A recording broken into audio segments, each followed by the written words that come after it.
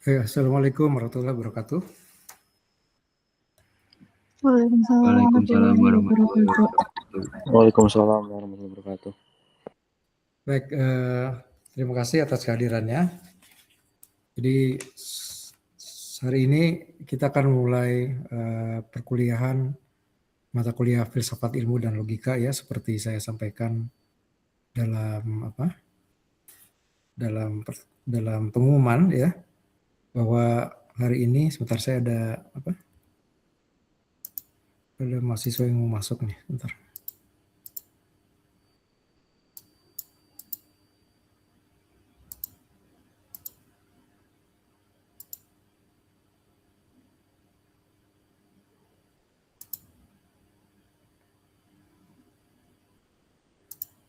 Baik, seperti saya sampaikan dalam pengumuman ya, jadi hari ini perkuliahan filsafat ilmu dan logika akan dilakukan secara online, mempertimbangkan beberapa hal ya. Pertama, karena kita hanya punya satu kesempatan ya, satu pertemuan sebelum kita cuti Idul Fitri selama 2 minggu. Jadi supaya memudahkan ya, terutama bagi mahasiswa yang mungkin tidak berdomisili di Bandung ya, di luar kota ataupun di luar pulau, mungkin ya kalau ada. Jadi cukup repot rasanya kalau harus ke Bandung hanya untuk satu pertemuan ya, itu pun pertemuan pertama. Jadi saya rasa lebih baik kita akan lakukan perkuliahan perdana ini secara online ya. Jadi itu sebenarnya pertimbangan utamanya. Kalau di prodi, sebagian prodi memang diarahkan dari Kaprodinya bahwa pekan pertama ini memang diselenggarakan secara online. Saya kurang tahu kalau di HI apakah ada arahan semacam itu atau tidak ya. Yang jelas untuk mata kuliah filsafat ilmu dan logika kita hari ini lakukan secara daring gitu. Hari ini sebenarnya kita belum akan masuk ke materi ya, karena pertemuan pertama lebih pada perkenalan, terutama mungkin karena ini baru pertama kali mungkin saya bertemu dengan mahasiswa semua ya, ataupun kalian juga mungkin baru berkenalan bertemu dengan saya. Jadi perkenalan. Kedua, tentang deskripsi mata kuliah dan pengarahan bagaimana mata kuliah filsafat ilmu dan logika ini akan dijalankan sepanjang 1 semester, termasuk juga apa saja yang akan kita bahas. Dan kalau ada waktu kita akan sedikit pendahuluan ya tentang apa itu filsafat ilmu dan logika ya. Baik, pertama mungkin perkenalan ya. Nama saya Ustadz Muhammad Ishak. Tentu di dalam sistem sudah tercantum ya nama saya.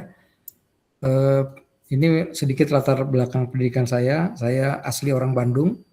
Dari SD sampai kuliah di Bandung ya, puluhan tahun. Jadi SD saya di dekat sini, Neglasari 2, SMP SMA di SMP Negeri 2 dan SMA Negeri 2 Jalan Ciamplas. Kemudian sebenarnya latar belakang saya, pendidikan saya adalah dari Fisika ITB ya. S1, S2 juga, S3 saya sempat juga di ITB meskipun tidak sampai selesai karena saya melanjutkan ke bidang lain, yaitu ke bidang filsafat ya.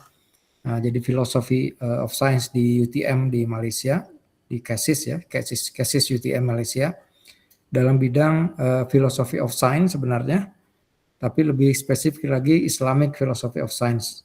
Karena itu juga saya mengajar mata kuliah agama di HI ya, besok tapi dalam bentuk rekaman ya. Itu sedikit background saya. Untuk menghubungi saya bisa melalui email, ini email saya, usep.muhammad.ishak@email.unicom.ac.id ya. Itu bisa kalian boleh meng-email saya kalau ada hal yang harus didiskusikan atau ditanyakan. Baik, saya di Unicom ini dari tahun 2000 ya, kerja di Unicom. Jadi dari awal sekali Unicom berdiri sudah 26 tahun.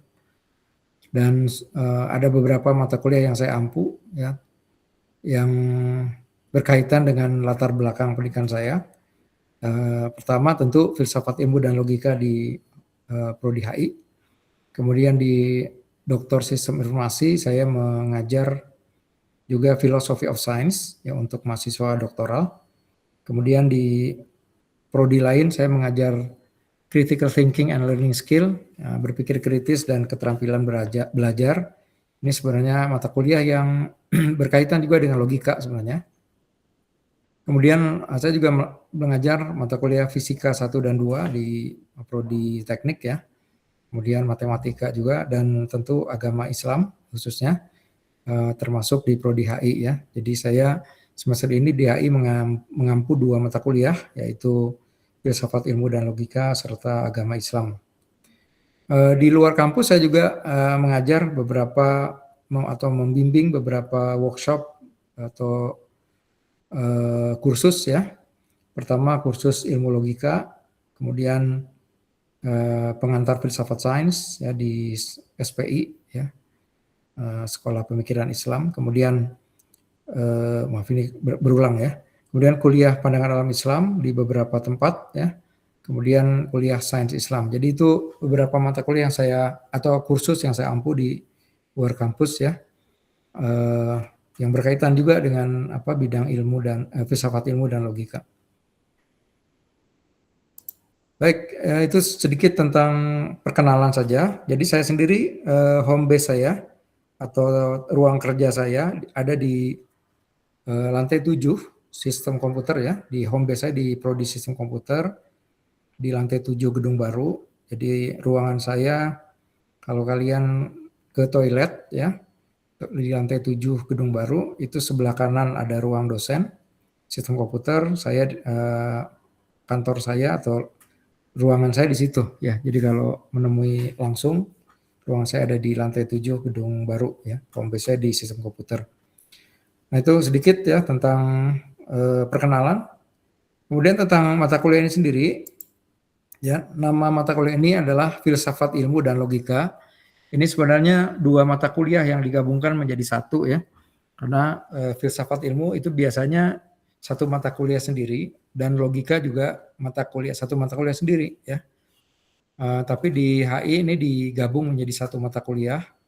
Karena itu kita akan membagi mata kuliah ini setengahnya adalah kita membahas filsafat ilmu dan setengahnya yang lain kita mempelajari logika ya. Jadi dari pertemuan 1 sampai 7 ya kita akan bahas filsafat ilmu, dan dari pertemuan 9 ya atau 10 ya setelah UTS sampai UAS kita akan membahas logika ya.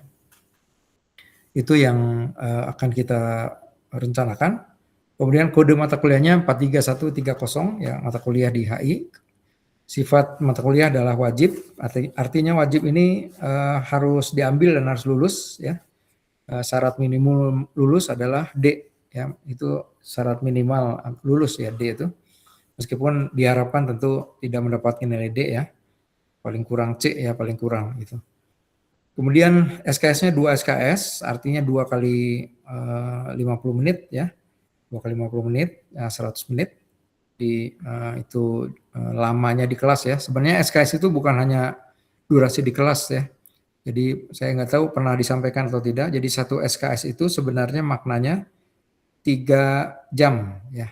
3 jam satu SKS itu.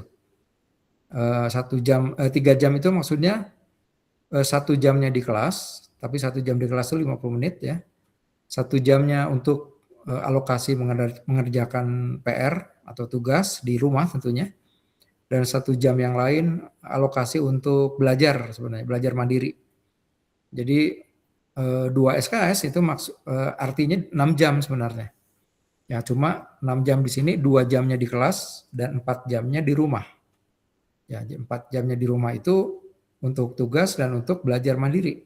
Tentu tidak ada yang mengawasi ya kecuali masing-masing ya.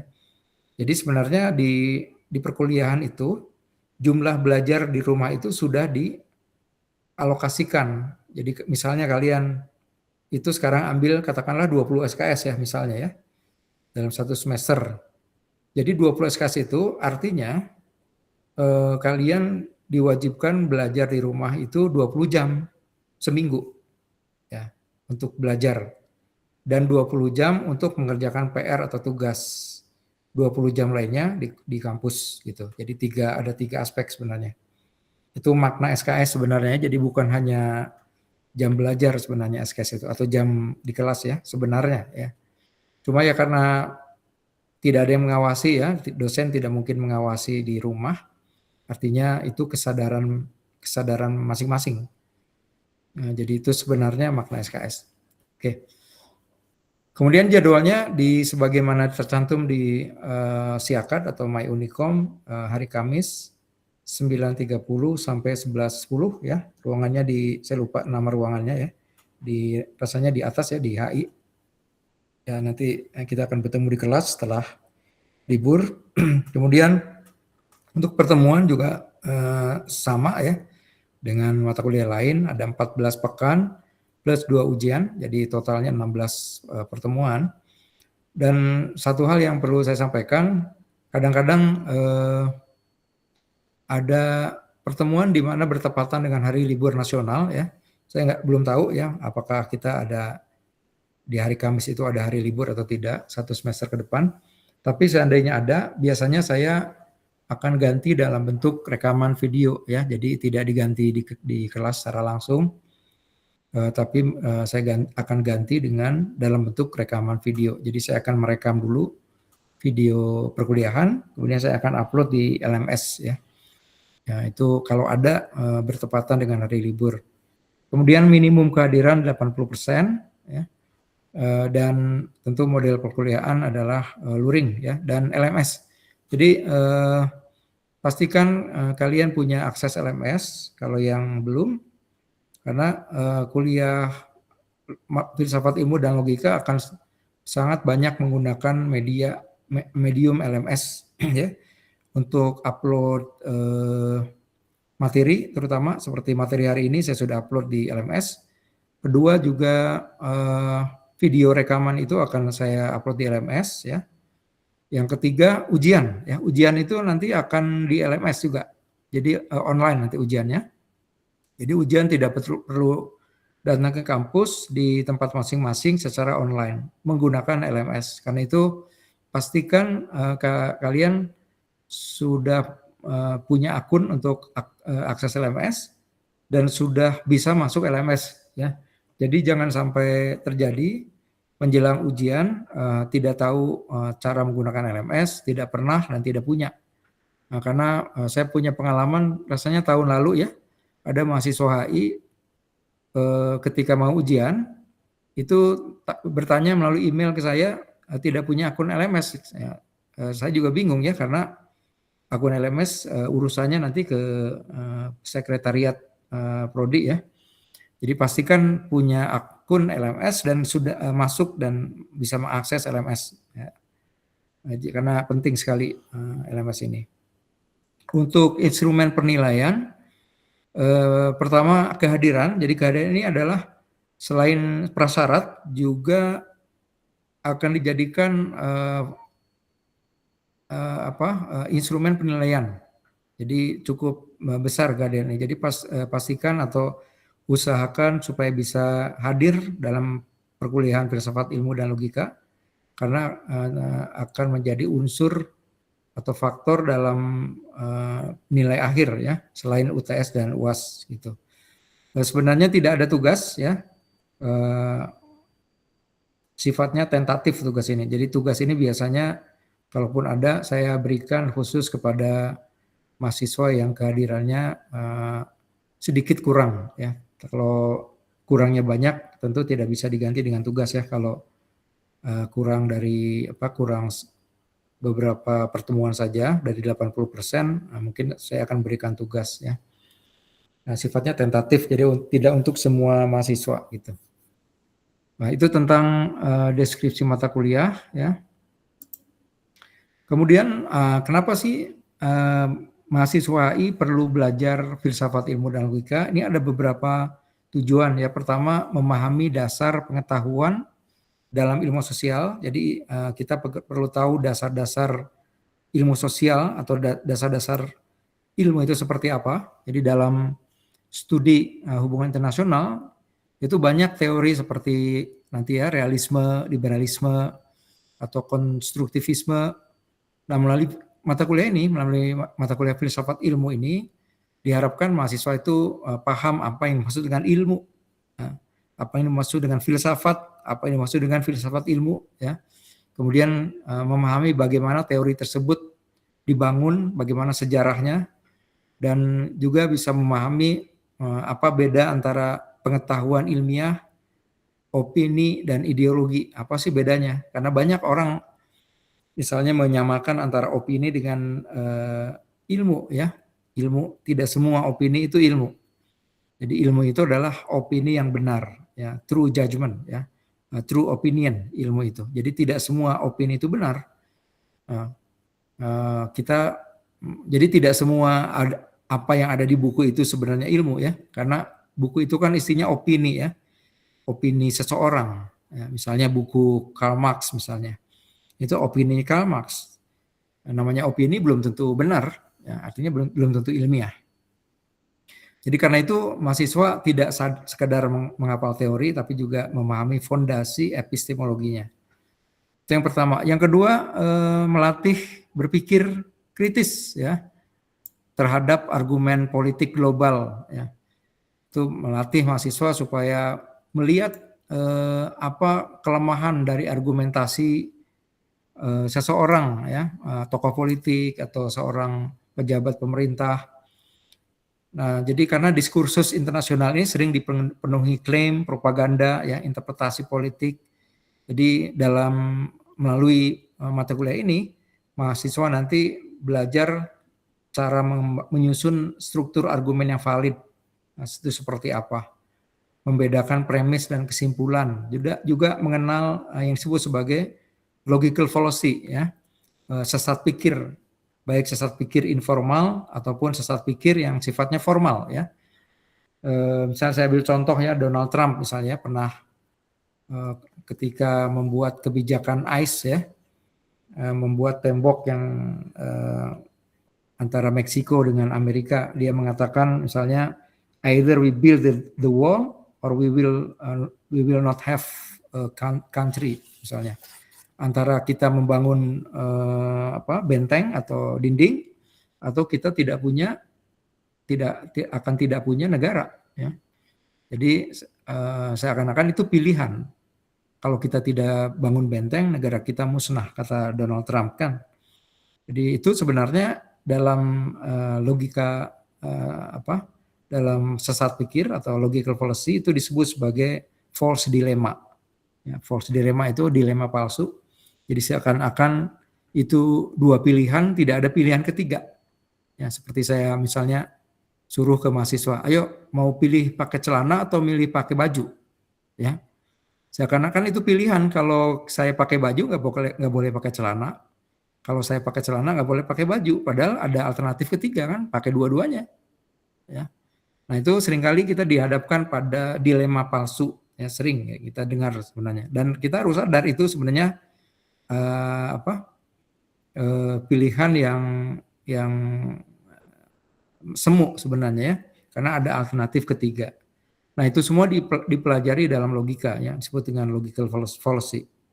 Kita perlu mengenal jenis-jenis sesat pikir, ya. Nah, ini penting agar kita mahasiswa tidak mudah menerima argumen politik secara mentah, ya, bisa membantah, bisa menyanggah, mengkritik argumen politik, ya. Nah, biasanya juga kan ada ini, ya, ada lomba debat, ya, kalau nggak salah. Kadang di mahasiswa itu juga ikut lomba debat politik, mungkin bahasa Inggris, ya. Nah, ini penting untuk melihat kelemahan argumentasi lawan sebenarnya. Nah, yang ketiga, menguatkan kemampuan analisis kebijakan. Jadi seorang analisis HI itu harus mampu mengevaluasi data. Ya, kita tidak bicara kecuali tanpa data, kecuali pakai data. Kemudian, ya, tentu saja menyusun argumentasi kebijakan sebelum akhirnya memberikan rekomendasi strategis. Nah, ini semua memerlukan ilmu logika, ya untuk menyusun argumentasi yang koheren, yang konsisten ya. Itu perlu ilmu logika. Sedangkan filsafat di sini membantu untuk memahami metode penelitian dan validitas pengetahuan. Yang keempat, membantu dalam penelitian akademik, terutama yang skripsi ya. Yang paling dekat itu skripsi, itu sangat membantu. Filsafat ilmu tentu saja bersama mata kuliah lain seperti mungkin di HI ada juga metodologi penelitian ya. Itu penting sekali untuk bekal menyusun skripsi atau riset secara umum. Misalnya untuk membedakan mazhab-mazhab penelitian ya, mazhab-mazhab pemikiran di HI seperti tadi realisme, positivisme dan lain sebagainya itu. Kemudian konsep-konsep seperti objektivitas, kausalitas, ya teori dan lain sebagainya. Jadi sebenarnya mata kuliah filsafat ilmu dan logika ini menjadi alat bantu bagi metodologi penelitian. Untuk metodologi penelitian ini nanti ada mata kuliah tersendiri ya di HI. Meskipun saya bukan dosen HI ya, tapi saya lihat di kurikulumnya ada mata kuliah tersebut. Kemudian yang kelima ya, membentuk cara berpikir yang logis, reflektif dan juga tidak dogmatis ya. Jadi isu-isu internasional ini sering menyangkut nilai-nilai seperti demokrasi, HAM, ya, keamanan dan peradaban. Nah, filsafat ilmu ini melatih mahasiswa untuk pertama menyadari asumsi di balik satu teori, ya, kemudian mempertanyakan secara kritis klaim-klaim universal, ya, seperti demokrasi, ya, apakah demokrasi itu sebenarnya ada atau tidak sebenarnya, ya, apakah sesuatu yang semu, ya, bahkan Aristotle sendiri yang mungkin orang kalau mendengar istilah demokrasi itu kan langsung ke Yunani ya. Ke Yunani. Nah, itu asal usul dari demokrasi karena bahkan kata demokrasi itu sendiri dari Yunani ya, demos kratos. Tapi mungkin tidak banyak yang tahu bahwa para filosof itu sendiri menolak demokrasi sebenarnya ya, seperti Aristotle. Aristotle itu menolak demokrasi karena demokrasi itu berpotensi jatuh pada otoritarianisme oleh segolongan orang. Ya, jadi sebenarnya semua aja demokrasi itu hampir tidak mungkin ya. Seperti di Indonesia kan sebenarnya apakah benar demokrasi atau tidak? Pada kenyataannya kan hanya segelintir orang aja yang bisa berkuasa kan. Sebenarnya utopis ya. Orang yang punya modal, orang punya jaringan, punya kekuasaan, nah itu yang bisa berkuasa. Ya. Nah itu kan satu pertanyaan reflektif tuh seperti itu atau kritis ya. Jadi seperti Aristotle katakan itu demokrasi itu governed by the mob, akan dipimpin oleh segerombolan orang aja sebenarnya. Di mana-mana begitu kan, di Amerika pun kan sebenarnya tidak betul-betul demokrasi ya, dikuasai oleh segelintir elit ya, elit politik. Ya, jadi yang ketiga memahami keterbatasan satu perspektif tertentu ya. Misalnya perang sekarang ya, Iran atau Amerika dengan Israel versus Iran. Itu banyak sebenarnya yang perlu dianalisis secara logika ya. Asumsi-asumsi yang digunakan oleh Amerika dan Israel untuk menyerang Iran itu apakah valid atau tidak? Bisa nggak kita mengkritiknya? Nah, itu perlu ilmu logika itu ya untuk melakukan itu. Baik, itu tujuannya. Ya mungkin ada yang bertanya kenapa sih harus belajar ilmu filsafat ilmu dan logika. Dan sebenarnya filsafat ilmu bukan hanya perlu untuk ini ya, untuk hanya HI sebenarnya. Sebenarnya harusnya semua prodi itu perlu belajar filsafat ilmu sebenarnya. Cuma di Unikom ini tidak semua. Mungkin ada yang namanya bukan filsafat ilmu, tapi nama yang lain seperti metodologi penelitian. Itu tidak apa-apa, tapi sebenarnya penting sekali untuk mahasiswa belajar filsafat ilmu ya. Nah, untuk rujukan sebenarnya tidak ada rujukan khusus ya yang saya wajibkan untuk dibaca atau dibeli ya. Tidak ada karena filsafat ilmu ini ilmu yang ilmu yang gado-gado sebenarnya ya. Jadi silakan menggunakan buku apa saja, tapi ini beberapa buku yang saya rujuk. Pertama buku Filsafat Sainsnya Pak Dimitri Mahayana ya dari ITB. Ini buku ini saya gunakan di pasca sebenarnya, ataupun buku dari IPB ya, Institut Pertanian Bogor, Filsafat Sains, Intelektualisme dan Riset untuk Perubahan. Kemudian Filsafat Ilmu Pengetahuan, ini bukunya UI ya, Universitas Indonesia. Ini juga bagus sekali, buku yang cukup terstruktur, membahas filsafat ilmu. Juga buku-buku lain ya, seperti What is this thing called science, tapi ini tidak terlalu berkaitan langsung ya dengan HI. Kemudian beberapa yang lain ini ya, filsafat teknologi ya, kemudian logika komunikasi ya. Untuk ilmu logika ini juga buku apapun bisa dipakai sebenarnya, karena ilmu logika ini buku yang ilmu yang standar sebenarnya, ilmu klasik ya. Jadi buku apapun sebenarnya membahas hal yang kurang lebih sama, hanya beda penekanan dan cara menyampaikan saja. Nah, ini intinya, ini sebenarnya beberapa buku yang saya jadikan rujukan, yang tidak wajib kalian punya atau beli ataupun baca, tidak wajib, tapi kalau mau baca silakan. Nah, untuk buku Bertrand Russell ya, History of Western Philosophy, ini buku klasik ya, yang biasanya dipakai di mahasiswa filsafat ya, untuk mengetahui secara ringkas tapi padat sejarah filsafat ilmu di dunia barat ya, mulai dari masa Yunani sampai menjelang masa modern ya. Ini sudah diterjemah kalau nggak salah ya ke bahasa Indonesia, bukunya Bertrand Russell ini. Nah, sedangkan filsafat teknologi ini sebenarnya saya pakai untuk nanti membahas positivisme ya, dampak buruk, dampak negatif dari filsafat positivisme dalam dalam kehidupan umat manusia ya. Itu ini saya jadikan rujukan. Itu tentang buku referensi. Nah, apa saja yang akan dibahas? Kira-kira poin-poinnya seperti ini. Ini bukan pertemuan ya, tapi ini poin-poin yang akan dibahas ya di separuh pertama perkuliahan. Sebelum UTS kita akan fokuskan pada filsafat ilmu, menyangkut sejarah dan cakupan filsafat, kemudian apa itu filsafat, apa itu ilmu, dan apa itu filsafat ilmu. Ya. Kemudian yang ketiga, cakupan pembahasan filsafat seperti ontologi, epistemologi, dan aksiologi. Sekilas sejarah perkembangan filsafat ilmu di dunia barat. Ya. Kemudian beberapa mazhab yang akan kita bahas ya, seperti empirisisme, rasionalisme, positivisme, realisme, ya, liberalisme, konstruktivisme, dan lain-lain ya. Kemudian kita masuk sedikit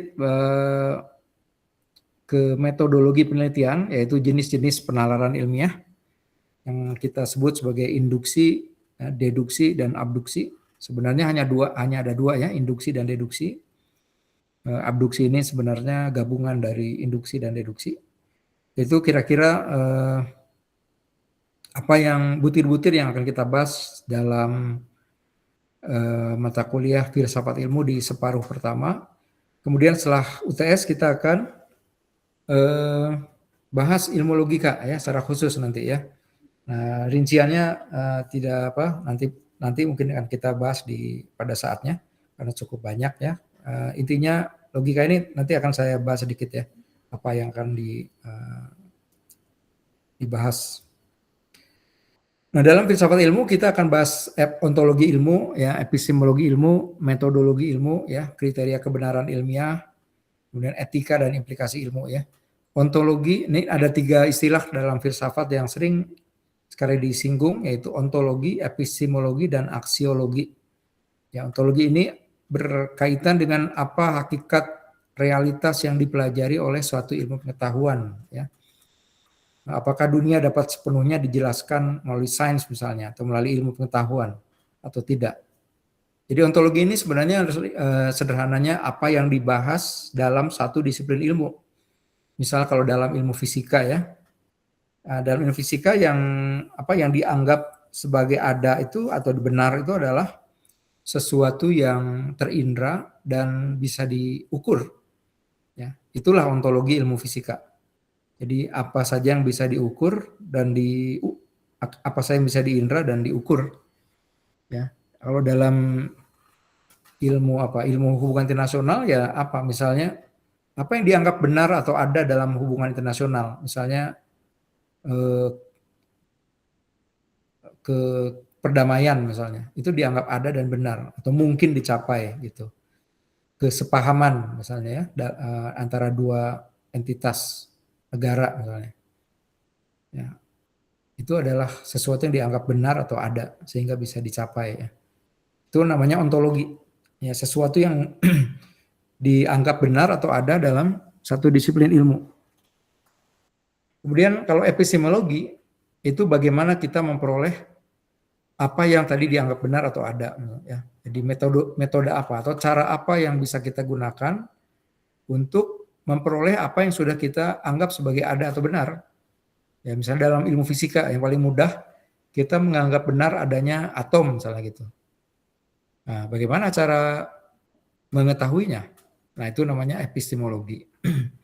Sedangkan aksiologi itu berkaitan dengan untuk apa satu ilmu itu setelah diketahui. Ya, apa sih gunanya ilmu HI misalnya?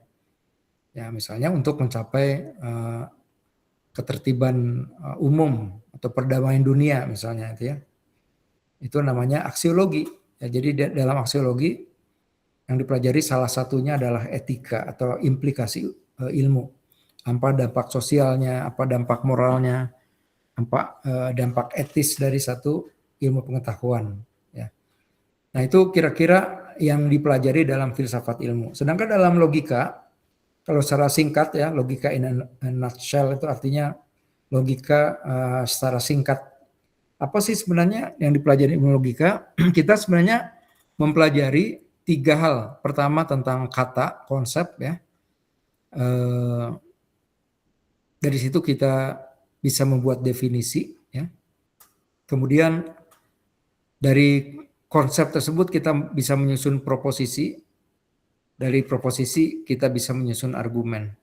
Jadi seperti tahapan ya. Konsep itu seperti kerikilnya, kerikil atau pasirnya. Pasir ini dicetak menjadi satu batu bata yang kita sebut sebagai proposisi. Jadi proposisi ini seperti batu bata ya. Dan proposisi ini kalau kita disusun menjadi satu argumen. Nah, jadi dalam ilmu logika yang dipelajari adalah definisi apa maksud dari satu pernyataan, satu kata ya. Nah, itu kita sebut sebagai definisi. Definisi itu ada caranya. Mungkin sering mendengar istilah definisi ya. Apa definisi dari katakan negara gitu. Nah, bagaimana sih cara membuat definisi? Nah, itu ada ilmunya. Definisi itu ada 2 cara. Ya, ada 3 cara sebenarnya. Buat definisi. Definisi secara analitik, ya. Definisi menggunakan deskriptif, dan definisi alternatif yang lain. Ya, kalau tidak bisa secara analitik atau deskriptif, kita menggunakan teknik-teknik lain yang lebih rendah. Ya. Misalnya kalau ditanya apa definisi manusia? Nah, bagaimana caranya membuat definisi manusia? Ya, kita ambil genusnya, ya, ambil genusnya, kita ambil pembedanya, ya, pembedanya atau sebut sebagai apa istilahnya, ya, pembeda ya. Seperti manusia definisinya adalah makhluk hidup yang berpikir, ya. Makhluk hidup itu adalah genusnya, berpikirannya pembedanya, ya, pembedanya. Jadi cara membuat definisi. Nanti dipelajari dalam ilmu logika. Kemudian apa maksud pernyataan Anda? Itu disebut sebagai proposisi. Jadi proposisi itu apa? Itu kumpulan atau susunan dari kata atau konsep. Ini memang seperti ilmu bahasa sebenarnya ya. Mirip dengan ilmu bahasa. Dan setelah kita tahu jenis-jenis proposisi itu ada beberapa jenis ya, seperti proposisi hypothetical ya, yang disebut dengan if then ya. Jika ini maka itu. Itu satu proposisi, atau proposisi yang disebut dengan categorical ya, dan lain-lain. Nah, proposisi ini nanti kalau kita susun jadi satu argumentasi untuk menyusun menyusun satu kesimpulan ya, menghasilkan satu kesimpulan. Jadi itu kira-kira dalam ilmu logika itu kita membahas 3 hal sebenarnya intinya. Bagaimana membuat definisi, bagaimana membuat proposisi, dan bagaimana menyusun argumentasi. Dan juga selain itu membahas apa itu sesat pikir. Ya, sesat pikir, logical fallacy merupakan bagian penting juga dalam ilmu logika. Sesat pikirnya ada 2, ada yang disebut sebagai informal, sesat pikir informal, seperti yang populer ya, populer sekali sesat pikir ini. Informal ini seperti hasty generalization ya, generalisasi yang terburu-buru, atau ad hominem ya, atau strawman fallacy ya, banyak sekali jenisnya. Tapi juga ada yang formal juga ya, ada yang formal. Nah, itu kira-kira ilmu logika mempelajari hal tersebut. Contoh ya, kenapa sih definisi ini penting? Karena kalau kita mau berkomunikasi, misalnya apalagi dalam dunia HE ya, itu kita perlu sepakat kata yang kita perdebatkan. Kalau tidak, nanti seperti debat kusir. Ya. Jadi seperti kata Voltaire ya, seorang filosof Italia. Dia mengatakan, if you wish to converse with me, define your terms. Ya, kalau kamu mau berdebat dengan saya, berbincang-bincang dengan saya, definisikan dulu ya kata-kata yang kamu maksud itu. Ya, misalnya kita memperdebatkan demokrasi, saya kontra demokrasi, kalian pro demokrasi. Demokrasi itu apa harus disepakati dulu ya. Jangan-jangan di kepala masing-masing demokrasi itu makhluk yang berbeda ya. Mau berdebat sampai kapanpun kita nggak akan pernah ketemu kan. Ya. Padahal tujuan perdebatan ini kan sebenarnya cari kebenaran kan. Nah, kalau tidak ya jadinya debat kusir. Ya, debat kusir itu debat yang nggak ada ujungnya. Debat yang nggak ada ujungnya. Namanya debat kusir. Nggak tahu kenapa disebut kusir ya. Konon katanya itu sejarah disebut debat kusir itu karena dulu Kiai Haji Agus Salim ya. Dulu pernah, beliau kan orangnya sederhana sekali. Meskipun seorang pejabat negara ya. Satu saat dia pulang dari kantor ke rumahnya pakai pakai delman ya. Pakai delman gitu ya. Sepanjang perjalanan kuda yang ditumpanginya ya, delmannya itu buang angin ya, kentut ya. Nah, buang angin, kentut. Kata Kiai Haji Agus Salim itu Pak Kusir itu kudanya keluar angin. Keluar angin kata Agus Salim. Kata si kusirnya, oh bukan keluar angin, kudanya masuk angin. Kata Agus Salim, ya keluar angin lah, kan mengeluarkan angin. Oh enggak, dia keluar angin itu karena masuk angin dulu, baru keluar angin. Nah, sepanjang perjalanan berdebatlah Kiai Haji Agus Salim dengan Pak Kusir, yang benar tuh masuk angin atau keluar angin. Memperdebatkan yang tidak jelas ya. Nah, sejak itulah konon katanya debat yang tidak punya ujungnya itu disebut debat kusir ya, karena riwayat Agus Salim berdebat dengan seorang kusir. Nah, itu sekedar intermezzo aja. Nah, ini penting dalam perdebatan atau dalam pembicaraan itu definisi ya. Misalnya nih saya ambil contoh aja nih, ada 2 orang ya, yang ungu dengan yang hijau ngobrol nih. Yang ungunya bilang, saya tidak suka buah gedang karena banyak bijinya. Nah, yang hijau ini bingung, sejak kapan gedang ada bijinya? Nih kebetulan yang hijau ini orang Sunda ya. Nah, yang hijau ini orang Jawa ya, yang ungu orang Sunda. Nah, orang Sunda kan nyebut nyebut pepaya itu gedang, ya mungkin ada orang Jawa sini. Nah, sedangkan gedang bagi orang Jawa itu pisang. Ya, tolong dikonfirmasi kalau saya salah ya. Nah, jadi sejak kapan kata orang yang hijau ini punya biji gedang itu? Ya. Nah, ini pembicaraan nggak nyambung kalau apa yang dimaksud dengan gedang itu beda pengertian. Ya, ini tentu hal yang absurd ya, tapi ini menunjukkan pentingnya pembicaraan itu supaya sama satu frekuensi. Nah, ini misalnya pentingnya proposisi. Kalau tadi pentingnya definisi ya dalam satu perdebatan. Tentu contoh gedang ini contoh yang remeh-temeh, tapi kita bisa ambil contoh lain yang lebih besar. Misalnya orang banyak berantem tentang satu hal. Misalnya ada orang tidak setuju tentang apa? Tentang nepotisme. Ada yang setuju dengan nepotisme. Ya, ada yang bilang Gibran itu nepotisme. Ada yang bilang, oh itu bukan nepotisme. Ya, padahal mungkin yang kita pikirkan tentang nepotisme itu masing-masing berbeda. Ya, itu contoh saja. Apa nepotisme itu sebenarnya? Itu kan perlu dirumuskan dulu, disepakati dulu.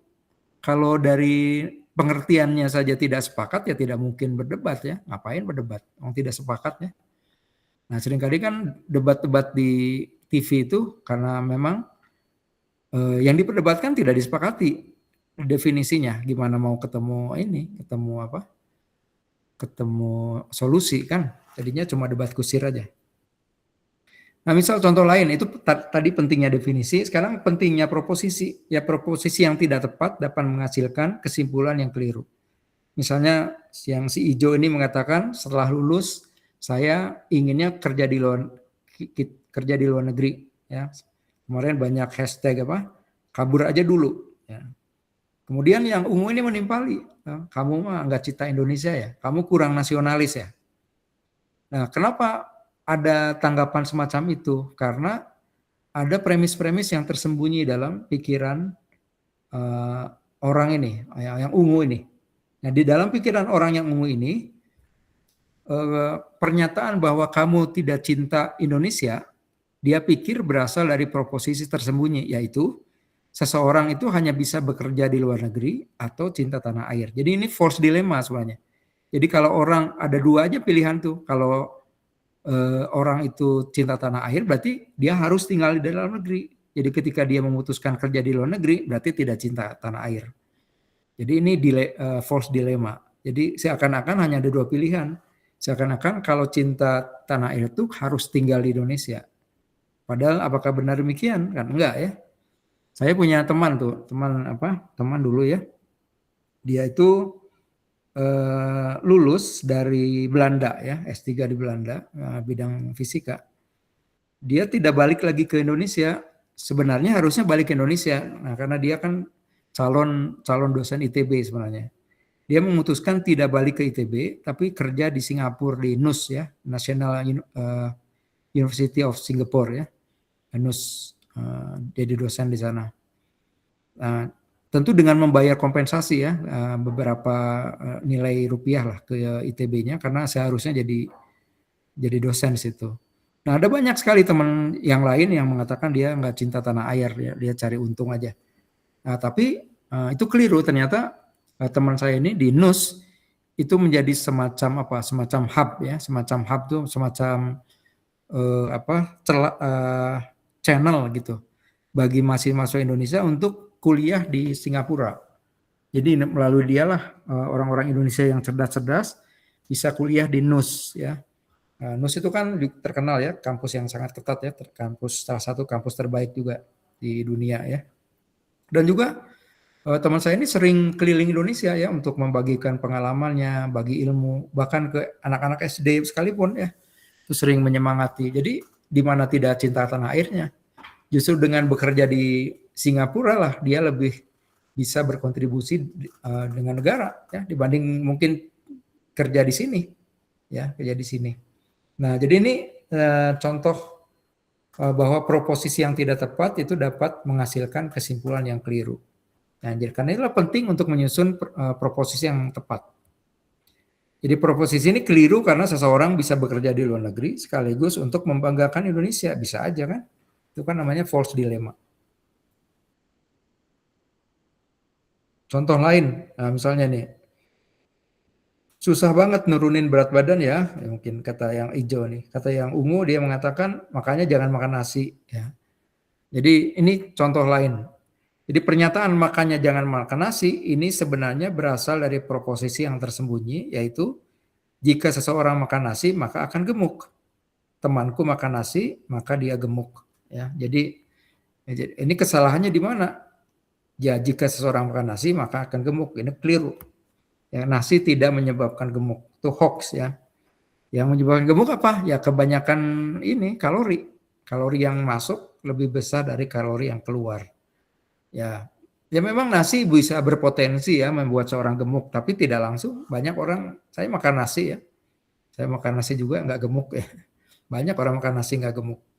Jadi bukan hanya makan nasi gemuk itu ya. Kalau makan nasinya apa berlebihan ya, ya gemuk ya.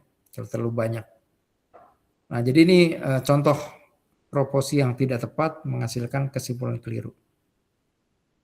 Juga argumentasi, pentingnya menyusun argumentasi. Argumentasi yang lemah bisa menghasilkan kesimpulan yang tidak tepat. Contoh, kenapa kamu malas masuk kuliah? Nggak takut DO? Misalnya ada yang ngomong demikian ya. Ditimpali oleh orang yang jarang kuliah, ya. Tenang aja, banyak orang DO itu sukses. Misalnya Bill Gates, ya, Steve Jobs, ya, Mark Zuckerberg, itu semuanya DO semua. DO, ya, semuanya mahasiswa DO-an. Nah, banyak kita dengar begini kan. Nah, tenang aja, DO kuliah itu nggak menjamin orang sukses. Di mana sih letak kesalahannya di sini? Pertama, orang-orang sukses tersebut ya seperti Bill Gates, Steve Jobs, Mark Zuckerberg itu DO karena pilihan mengerjakan sesuatu yang dipandang lebih menjanjikan ya seperti Bill Gates. Dia bukan DO karena bodoh ya. Zuckerberg juga bukan DO karena bodoh, dia sudah punya proyek pribadi ya, karena kesibukan proyeknya itu untuk membuat operating system waktu itu terhambat karena harus masuk kelas ya. Dia bisa melihat potensi untuk proyek yang dia kerjakan itu sangat besar ya, sehingga lebih baik memilih keluar dari kampus ya. Jadi bukan tidak masuk kuliah itu gara malas ya, gara-gara malas, gara-gara hal yang lain lah. Nah, jadi karena pilihan. Kedua, berapa banyak sih orang DO yang sukses? Ya, jangan cuma lihat Bill Gates, Steve Jobs dan Mark Zuckerberg dong ya. Lihat berapa banyak di dunia ini yang DO. Jangan kan di dunia lah, di Indonesia atau di Bandung aja, atau di Unicom aja. Berapa sih yang DO kemudian jadi sukses? Nah, kan kita nggak tahu ya, jangan-jangan lebih banyak orang yang tidak sukses. Nah, ini kan berbasis data ya. Ini namanya critical thinking. Ya, ini namanya berpikir kritis ya. Apakah benar rata-rata orang DO itu sukses? Jangan-jangan sebaliknya. Ya, memang banyak sekali top 10 orang-orang terkaya di dunia ini yang tidak selesai kuliah. Mungkin top 10-nya ada beberapa orang. Nah, tapi kita harus kritis juga. Berapa banyak orang yang tidak selesai kuliah itu sukses. Nah, jadi harus dipastikan dulu ya. Kita harus survei dulu. Yang ketiga, mereka itu DO dari kampus berkualitas ya, seperti Zuckerberg dari Harvard ya. Bill Gates saya lupa dari mana tuh, sama Steve Jobs itu. Kampus-kampus top 10 ya, kampus Ivy League dari Amerika ya. Ivy League itu kampus-kampus yang paling reputatif ya di Amerika. Jadi bukan DO dari kampus antah berantah ya. Jadi DO dari kampus yang berkualitas. Artinya dia tuh pintar-pintar mereka itu ya. Bukan orang-orang yang mediocre aja. Nah, dan Bill Gates, Steve Jobs, dan Zuckerberg bukan kita ya. Nah, mereka orang-orang mempunyai privilege juga mereka itu ya. Bukan pertama punya privilege, kedua punya kecerdasan, punya kreativitas yang di atas rata-rata dan lain-lain. Jadi jangan kegeeran menyamakan diri dengan Bill Gates itu. Jadi kita ini orang-orang biasa saja, harus kerja keras ya.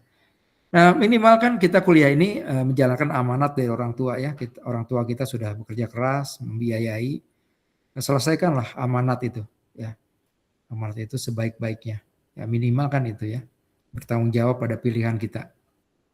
Nah, itu contoh argumentasi yang lemah yang sering kita dengar. Nanti saya akan memberikan lebih banyak ketika membahas logical fallacy ya, yang informal.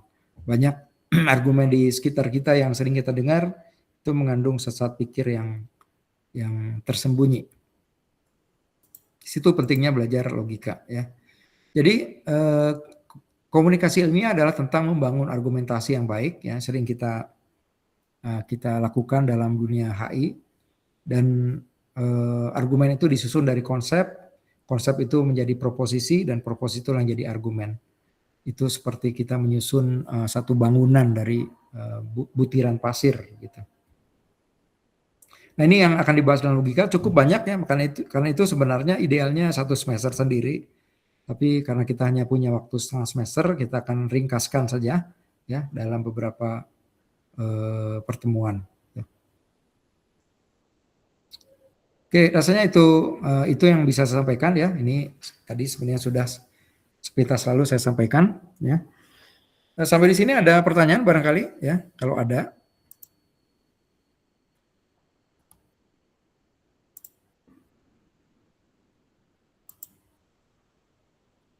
Halo, masih bangun? Nggak pada tidur kan, ya? Nggak, Pak. Enggak. Ada pertanyaan dulu? Tidak ada? Baik, kalau tidak ada, saya akan absen. Tadi saya sudah absen duluan, ya, di sebelum perkuliahan supaya cepat, ya. Saya akan absen dulu. Bentar.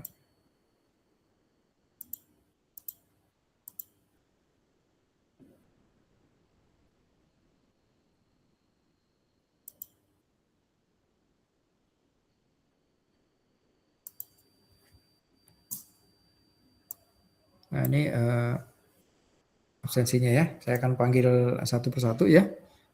Felda Atali ada? Hadir, Pak. Adwa ada? Hadir, Pak. Gina? Hadir, Pak. Ya.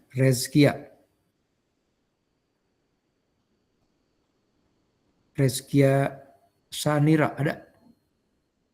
Tidak ada. Angelina? Hadir, Pak. Mirna Maulida? Hadir, Bapak. Salwa? Hadir, Pak. Salsabila? Hadir, Pak. Raditya Ada Dava? Bapak. Anissa Nur? Hadir, Pak. Windy Deswita? Hadir, Bapak. Siska Amelia? Hadir, Pak. Zahra Nabila? Hadir, Pak. Sandy Saniago? Hadir, Pak. Fredericus Clevin? Hadir, Pak. Muhammad Fakhri Ismail? Hadir, Pak. Muhammad Rafi? Hadir, Pak. Frieska Septiani? Hadir, Bapak. Muhammad Nazril? Hadir Pak. Kisbul Hisham? Hadir, Pak. Wanda Safira? Ada Wanda? Denan Christian? Hadir, Pak. Rinto Siregar? Hadir Pak. Dava Rafi? Ada Dava Rafi? Tidak ada. Salma Noviana? Hadir, Pak. Nuraini? Hadir, Bapak. Mutiara Azahra? Hadir, Bapak. Sherin Aulia Putri? Hadir, Pak.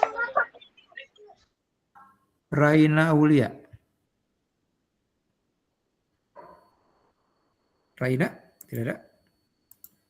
Ania Nakeisha? Udah, ya? Oh, ada, ya. Dia Sulistiawati? Dia ada?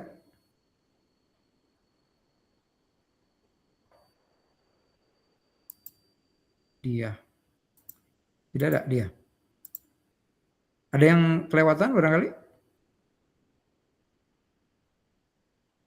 Ada 30 orang, ya.